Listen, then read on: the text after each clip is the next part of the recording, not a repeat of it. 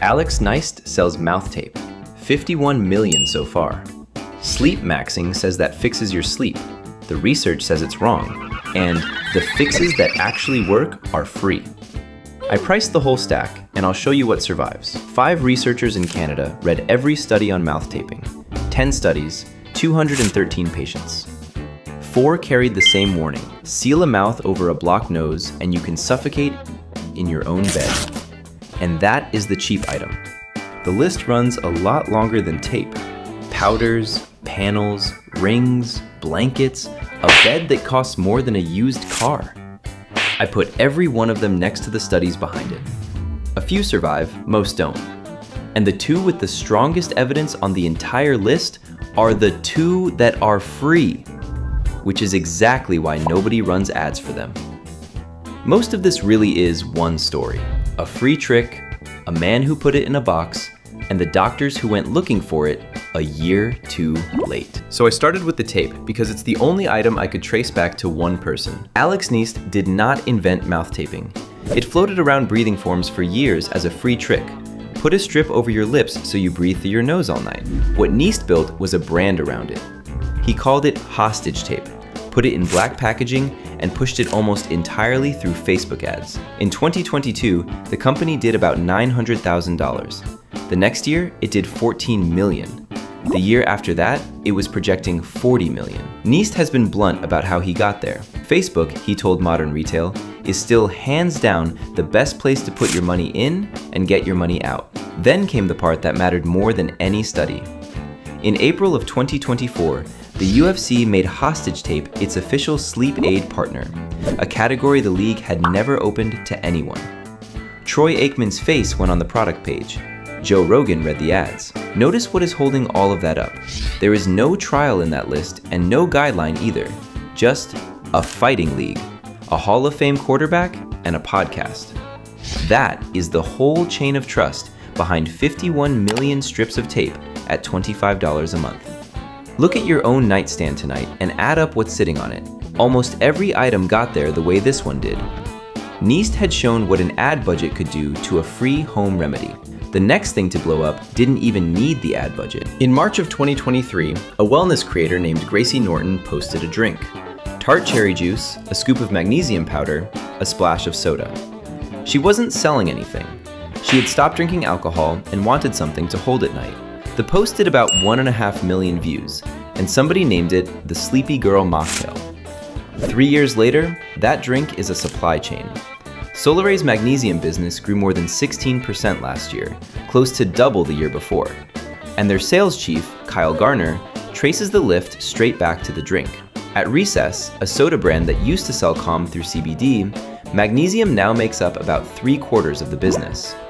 Ben Whitty rebuilt his company around a mineral because of a TikTok. And nobody should be angry at Gracie Norton for any of this. She made a drink. So what does magnesium actually do for sleep? The best answer we have pools 3 controlled trials, 151 older adults. People fell asleep about 17 minutes faster. Total sleep time didn't improve at all. And the reviewers graded their own evidence as low to very low quality. Tart cherry is thinner still. The study everyone points to is Glyn Howitson's. 20 healthy adults, about 34 extra minutes in bed. The 84-minute figure you see quoted online comes from a different study, of 8 people. 8. None of this is fraud. It's a lock upgrade for a door that was never shut. 17 minutes is real, and it is also almost nothing. And it costs about $30 a month to own. $30 a month for 17 minutes. So I went to see what 3000 buys. It buys a bed. 8 Sleep's Pod 5 cover for a queen mattress is $3,298, and it does not work on its own. You also buy a plan on top, $200 to $400 a year, and you have to keep paying that for the first 12 months. You buy a mattress cover, and then you rent it. And the bed is not even the top of the list. A Juve red light panel runs about $6,000. An Aura ring is $349, plus a monthly fee to see your own numbers. A weighted blanket is around $200. Run the full list once, and year 1 clears $11,000. The weighted blanket is worth stopping on because it holds the best trial in the entire stack. Bjorn Ekholm's team in Sweden randomly gave 120 adults either a heavy chain blanket or a light one, and ran it for 4 weeks. The heavy blanket group were about 26 times more likely to cut their insomnia scores in half. That one held up. Real journal, real control group, and I couldn't find a hole in it. Then read the roster. Every single person in that study had insomnia plus a diagnosed mental health condition. Not tired office workers, patients. Ekholm ran a good trial. He just didn't run it on you. Because there is a study where the tape genuinely worked, and I nearly walked past it. A team at Chulalongkorn University in Bangkok ran a proper randomized trial last year. 62 patients, published in the sleep doctor's own journal. Taping added about 52 minutes a night. It worked. Then I looked at who those 62 people were. Every one of them had already been diagnosed with sleep apnea, where the airway collapses shut during the night and breathing stops for seconds at a time. Their scores averaged 46 events an hour, which is severe. And every one of them was already sleeping with a CPAP machine, a pump that holds the airway open all night. The tape worked because a machine was doing the breathing. That is the wrong patient, and once you've seen it, you can't stop seeing it. If you tape instead of getting tested, you're muffling the one symptom that would have sent you for the test. So I went back to the Canadian Review, and the dates started to matter. In April of 2024, NICE was signing the UFC deal. 13 months later, Jess Rhee and Brian Rottenberg at Western University published what they had found in 10 studies on mouth taping.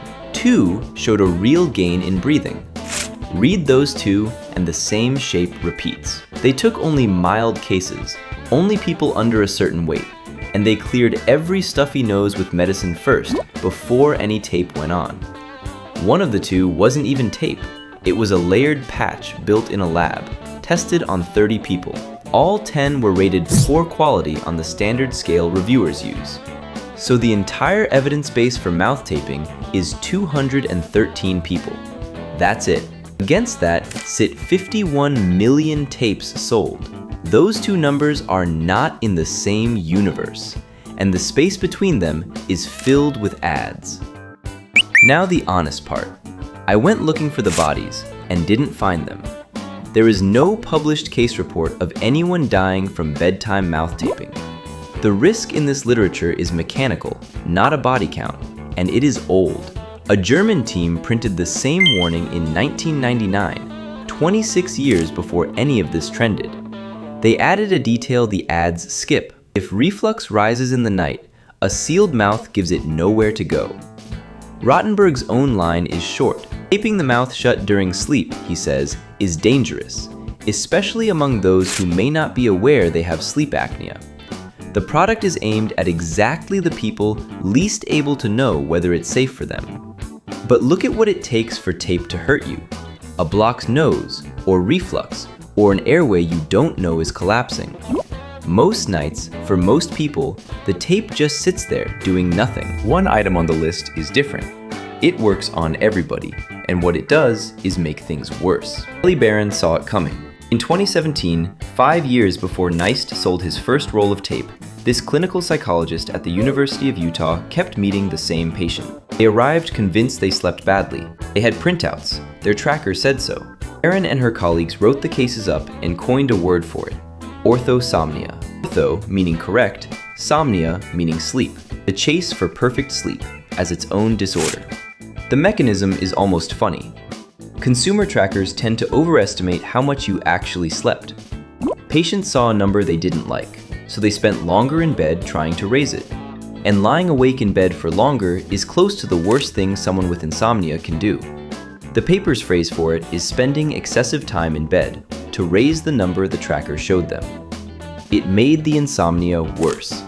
So the device gave them a worse number than the truth, and chasing that number cost them real sleep.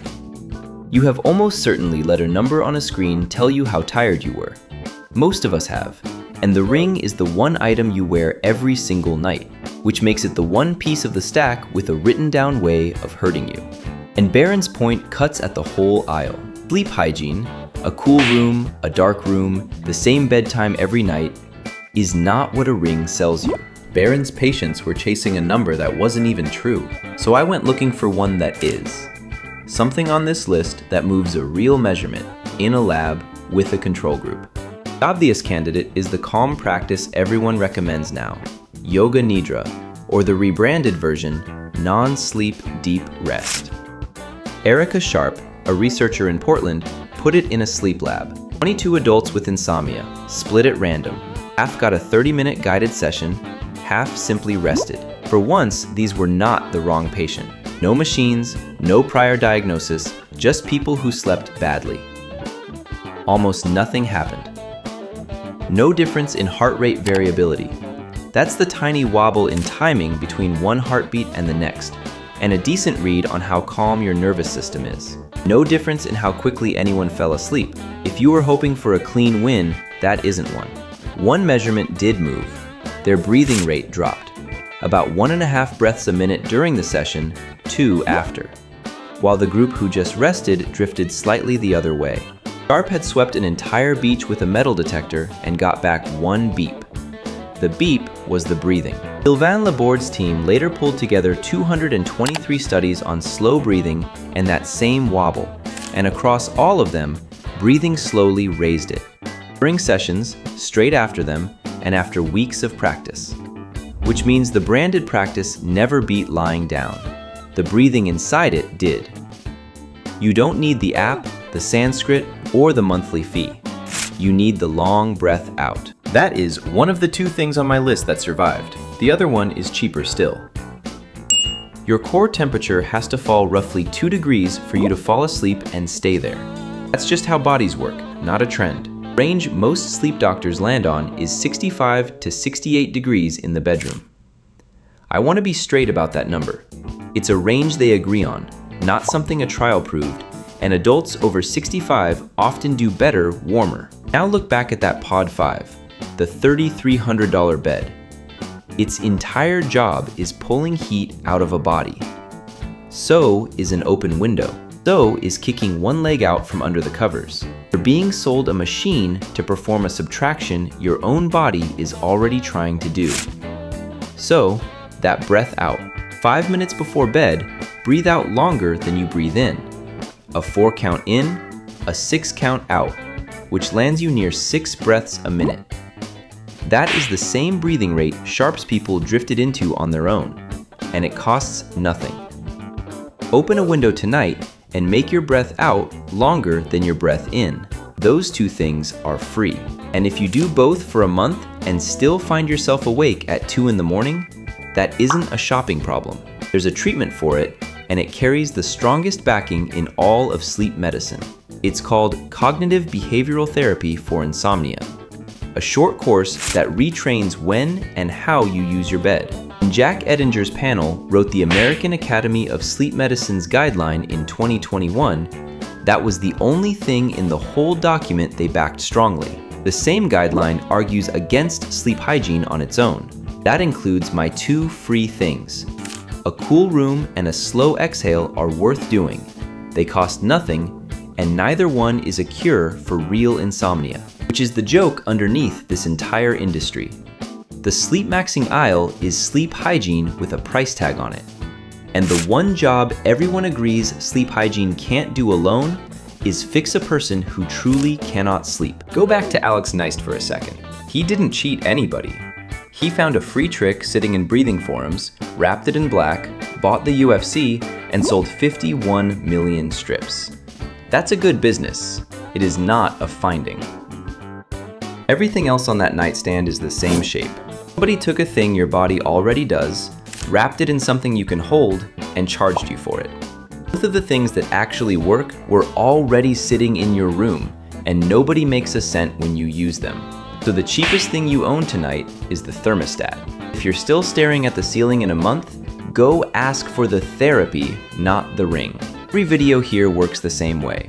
Whatever everyone is buying, followed back to the studies underneath it and priced honestly. There's a whole aisle left to go. Subscribe if you'd like the next one before you buy it.